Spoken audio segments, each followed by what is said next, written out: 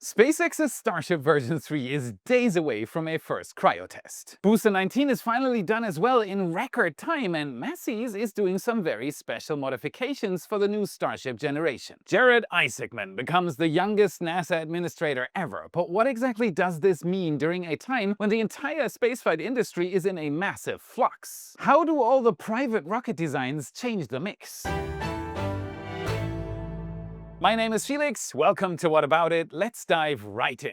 Starship updates. The space industry is in the process of a radical paradigm shift, and it's all been initiated by SpaceX. The heart of the movement? Starbase, Texas. The place where SpaceX is building its super-duper heavy-lift rocket Starship. Super-duper, of course, is not an official classification, but if a rocket can lift more than 3 times the weight of its payload capacity category, why not go duper, right? Having arrived at version 3, Starship is at a turning point. This new version will need to show results for SpaceX, for NASA, and last but not least for us. After all, that's what we're here for, right? The journey is the main part, but success at the end is the icing on the cake. And results are what we're going to get very soon. There's only good news today. Booster 19, SpaceX's second version 3 booster is almost ready now. After a very unfortunate incident involving Booster 18, SpaceX has baffled us all. I'd like to remind you at this point that Booster 18's anomaly occurred on November 21st at around 4 a.m. local time. Today is December 23rd, and you're right now watching the last few segments needed to finish Booster 19 rolling into Megabay 1. This is the so-called F24. It's part of the methane tank section. And this is the hot stage ring lifting jig used for the final assembly step. And this is what it looks like. Booster 19's forward section. It was rolled into Megabay 1 on December 18th. That's it. By now, it's already very likely stacked, and SpaceX crews are working on finishing the booster for its first cryo test. Let's say that takes another week or two. This means we're looking at the first Booster 19 cryo tests in the first week of January. If it passes, it will get its engines, and then we'll get the static fire, possibly as early as mid-January. This means that it took SpaceX roughly 5 weeks to assemble an entire super heavy version 3 booster. To put that into perspective, Booster 17 was the previous record holder for stacking time. It took SpaceX 3 months without waiting for segments. This is the clearest sign you're going to get for 2 things. Number 1, SpaceX really doesn't want to lose time after the Booster 18 incident. Duh. Number 2, Starship version 3 was highly streamlined in its construction process. This, or even faster, will likely be the norm from here on. 5 weeks for a super heavy booster. That's all the time SpaceX needs to build the largest rocket booster ever built in December 2025. In December 2027, this will feel like a snail's pace. But before we see Booster 19 roll out, could we see Ship 39 make its move up Highway 4? It is very likely more than ready for a first cryo test and a static fire, so what is SpaceX waiting for? A part of the answer might lie in this thing. We were up in the air with Redline helicopter tours again thanks to your ongoing support. From above, you can see that this structure was added to the static fire gantry at the test site. While it's just a simple part, it's still a significant update for this test stand. But then, what could be the reason for this? After all, a Starship doesn't need additional support when static firing on the Massey test stand. There must be another reason. The part immediately adjacent to the flame trench appears to fit on top based on its width. Judging by how they attached it, one possible explanation is that they want to reach something.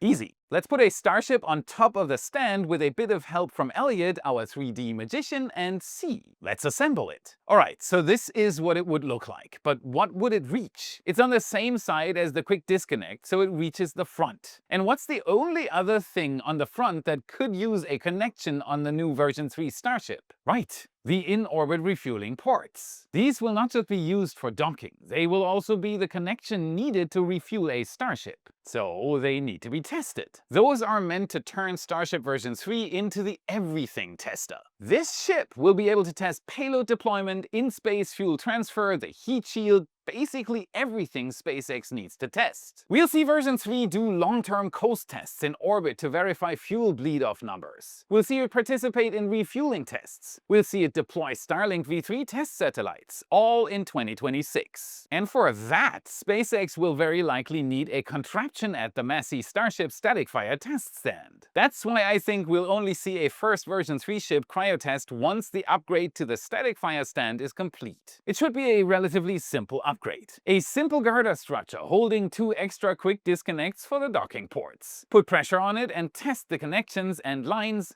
Done. One additional step for version 3 Starships. If you want to see how SpaceX is doing from the air with your own eyes, go to redlineheli.com/Felix. $25 off for anyone using the link. The Redline helicopter team is waiting for you. They'll show you the same starbase views our photographer gets on his starbase flights. And here's the next exciting news. The aerial view reveals it all. Test Tank 17, otherwise known as B18.1, is going for it again. 2 additional tests were performed in recent days inside the structural test cage, also known as Can Crusher 2.0, as can be seen on Lab Space's footage. B18.1 consists of a forward dome section joined with a common dome, an aft section, and additional barrel sections between them. So it tests every essential part of a version 3 booster, not just under flight pressure and at cryogenic temperatures, but also under full thrust conditions thanks to the structural test cage. And those tests are extensive. Lab Space's footage shows cryo test number 12, for example, conducted on December 18th and 19th, lasting 15 hours straight. A booster usually doesn't have to endure such a long load. These tests are likely testing long-term wear. Reusability is likely the focus here. So this shouldn't prevent Booster 19 from doing its own tests. As for estimates on timing, we're likely looking at December for Ship 39 cryo tests. Maybe even in days. January 4th to the 10th would fit for Booster 19 cryo tests. A week after that, we should see Booster 19 perform its static fire, so roughly from the 18th to the 24th, and then we should see the ship's static fire around the end of January. And Flight 12? A week after that. February 1st to the 7th. What do you think? Am I right? Let me know in the comments below. And if you want to help us make even better content and fly more often in a helicopter, hit the subscribe button to stay informed. Like this video if it brought you value and become a WAI supporter for those extra heli flights. Be our fuel, chat with me and gain more insights into the topic you love. Thank you very much. The 17th of December was a very important day for NASA. The agency finally has a new administrator. Be at the moon or Mars. So it's an exciting day. It's absolutely extraordinary national space policy. The Senate confirmed Isaacman as NASA's 15th administrator in a 67-30 bipartisan vote. The 42-year-old billionaire entrepreneur was sworn in the following day as the youngest administrator in NASA's history. The whole WAI team would like to congratulate Jared Isaacman. All the best for the coming years. With all that in mind, how is this journey going to continue? Jared Isaacman has cleared the last hurdle for full Senate approval as NASA administrator. You've heard the news, maybe read a few articles, but have you seen the full story? Getting a complete overview is essential, yet nearly impossible with just a browser search. Start using Ground News like me. Ground News is a secret superpower. It uses their app and website to compare different global media coverage of the same story. It is framed differently everywhere. Over 200 sources at Ground News is massive, and the way many outlets phrase their headline makes it obvious that bias is at play. The left-leaning Gizmodo focuses on senators grilling Isaacman over a leaked plan to slash science and privatize space, while the right-leaning National Post emphasizes him aiming to beat China in a new race to the moon. This difference shows how two outlets cover the same event but lead readers to entirely different conclusions. Ground News is my go-to research tool, offering a unique overview and multiple perspectives for the full picture. Check story factuality, ownership, and bias. A personalized blind spot feed shows what you're missing. Go to ground.news/WAI right away and get 40% off the Vantage plan. Alright, all unbiased. One thing is clear though. Once the initial celebrations are over, the new administrator has a lot of work ahead. He's inheriting an agency at a critical juncture. Racing China back to the moon, preparing for the most ambitious crewed mission since Apollo, and navigating significant budget pressure. It is a very demanding time in NASA's history, and the new man at the helm is far from being your typical NASA administrator. Previous agency chiefs came from pools of scientists, engineers, academics, or career public servants. Isaacman's career looks very different. He is a widely successful entrepreneur who started building his business empire from his parents' garage. And he always dreamt of the stars. At just 16 years old, he left high school to found United Bank Card, later renamed Shift4, a payment processing company that now handles transactions for a third of American restaurants and hotels. This gave him the funds to pursue his passion for aviation and space. He's a passionate pilot and has accumulated over 7,000 flight hours across experimental aircraft and former military jets. He's basically a real-life maverick. In 2009, he set a world record by circumnavigating the globe in a Cessna Citation CJ2 light jet in just 61 hours and 51 minutes, raising funds for the Make-A-Wish Foundation along the way. But soon the sky was not enough anymore. The technological advances by SpaceX and its competitors opened up the opportunity for private space missions. And his space credentials extend far beyond writing checks for rocket rides. In September 2021, he commanded Inspiration 4, the world's first all-civilian orbital spaceflight. For 3 days, Isaacman and 3 crewmates with no prior spaceflight experience orbited Earth in a SpaceX Crew Dragon capsule, proving that ordinary people could train for and execute orbital missions. It was really inspirational. It raised over $240 million for the St. Jude Children's Research Hospital, and it was just the first step. 3 years later, he pushed even further. In September 2024, Isaacman commanded Polaris Dawn, the most ambitious private spaceflight in history. It reached an altitude of 1,400 kilometers. It marked the first time humans ventured out this far since Apollo 17. The guy has done it all. And when you think he's done it all, there is even more. Most remarkably, Isaacman became the first private citizen ever to conduct a spacewalk. Yeah, he just stepped out of the capsule. In the process, he proved out a newly designed SpaceX spacesuit, exiting the spacecraft while traveling at over 27,000 kilometers per hour. There you have it, that's the guy. Becoming NASA administrator puts a lot of responsibility on his shoulders, but he is determined to bring renewed energy and a sense of purpose to NASA. I already talked about his ideas in his paper titled Project Athena in episode 514, and I'm very sure we'll soon get more information about his initial steps at NASA. Which is where my journey began. Have lived the American dream. From a teenager building a company in his parents' basement to the first civilian to free float in space, Jared Isaacman has repeatedly defied conventional paths. Earth sure looks like a perfect world.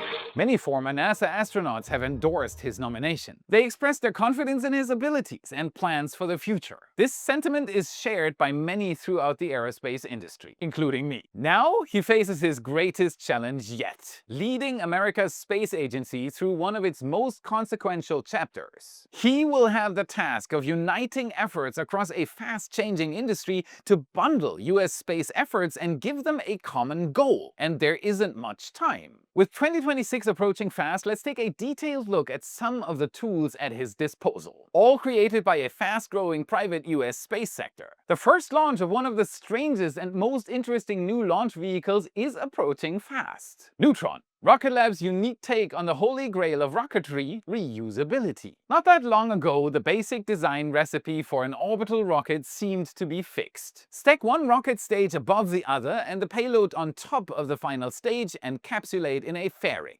This fairing, for the most part, was also designed in a repeated pattern, 2 half shelves that form the rocket's cone. Its use was over when the final stage separated. It split down the middle, and traditionally it was being discarded. SpaceX was the first to perfect the reuse of fairings on their Falcon 9 rockets, a measure that saves millions of dollars per launch. But is there a better way, a different, disruptive approach that can enable improved reusability? Rocket Lab might have found an answer to this question, the already famous Hungry Hippo fairing. But there is more to Neutron than just its unique fairing design. It's full of big and small engineering innovations. Reason enough to take a closer look at this rocket that is set to seriously compete with Falcon 9 in a clever way. Let's look at the facts. SpaceX currently controls over 85% of global launch mass, creating what Rocket Lab CEO Peter Beck calls a practical monopoly in medium-class launch. And he's right. Breaking this monopoly is not an easy feat, and Neutron will not attempt to do it by matching Falcon 9's raw power.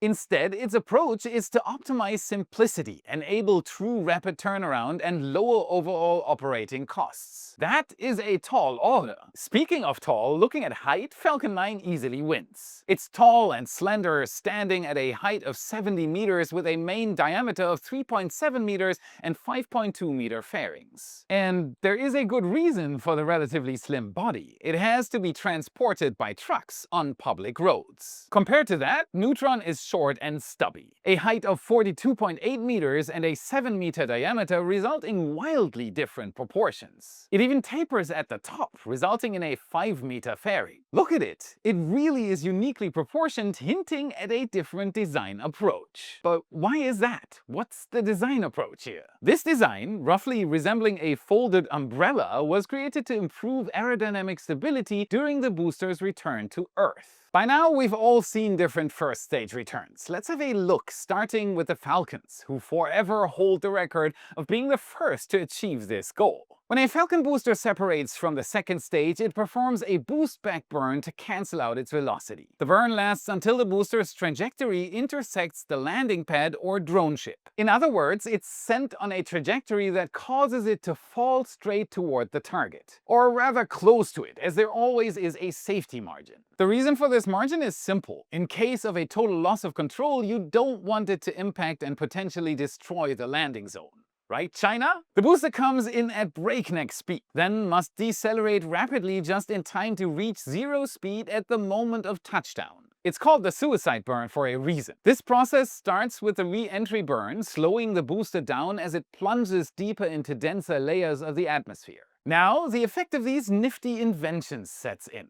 Grid fins. Highly controllable aerodynamic surfaces that steer the booster off the ballistic trajectory. Then, the landing burn begins about 30 seconds before touchdown. Looking at the return flight profile, it's easy to see that the dominant direction of the booster's return path is down. After all, traditionally, rockets are not designed to glide on a more horizontal path. But this is changing rapidly. For reusability, this is essential. When Starship became the second orbital-class rocket to perform a successful booster return, the approach already looked a bit different. With its bigger surface and the aerodynamically shaped chines on the side of the Super Heavy booster, it already had better gliding capabilities than the Falcon 9 booster. The result was enhanced downrange capability, a very relevant factor, especially when the booster's target location is different from the launch site. Sure, a rocket could use the engines to reach the designated target, but why waste a considerable amount of propellant and, in turn, sacrifice payload space when you can simply glide? SpaceX is already improving this capability on the new Super Heavy booster generation that is taking over, starting with Flight 12, the next Starship launch. The new version changed the booster to an asymmetrical design, placing the chines in a more favorable position for gliding. It also lost one grid fin because the upper one would be in the wake while the booster glides. Let's have a look at the design of Blue Origin's New Glenn rocket. The engineers intentionally included glide capability from its inception. Large fixed fins at the bottom of the booster are in effect stubby wings. 4 smaller adjustable fins control the trajectory in the atmospheric flight regime. The successful booster return after New Glenn's second launch showed off its impressive glide capability. It almost looked like it was flying like an airplane.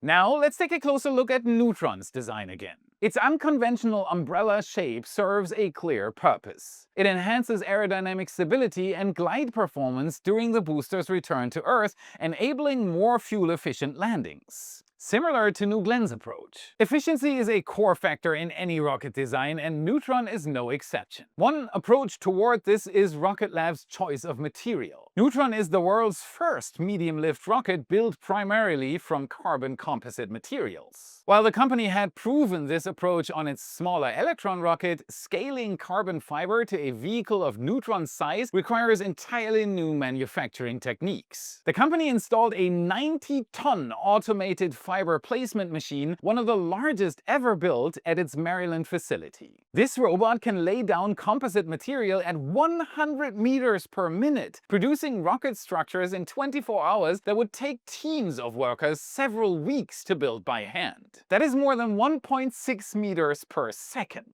The resulting weight savings are substantial. Carbon composite offers a superior strength-to-weight ratio compared to the aluminum alloys used in Falcon 9 and the stainless steel used in Starship. It doesn't need to be made of stainless steel for better heat resistance because of its unique staging design. While using carbon fiber for most of the rocket's structure is an innovation, carbon fiber fairings are nothing new. But Neutron's fairing definitely is new. If all goes to plan, this can become a massive game changer. The Hungry Hippo fairing has a very nifty party trick up its sleeve. It splits into two halves that swing apart while staying attached. This process only takes a couple of seconds. And now it is time for Neutron's second stage to shine. It is released from the inside of the first stage with the payload attached to its top. Wait, what? Yes, unlike traditional designs, the fairing is attached to the first stage, not the final stage. Strictly speaking, this is not a payload fairing, it is a stage fairing.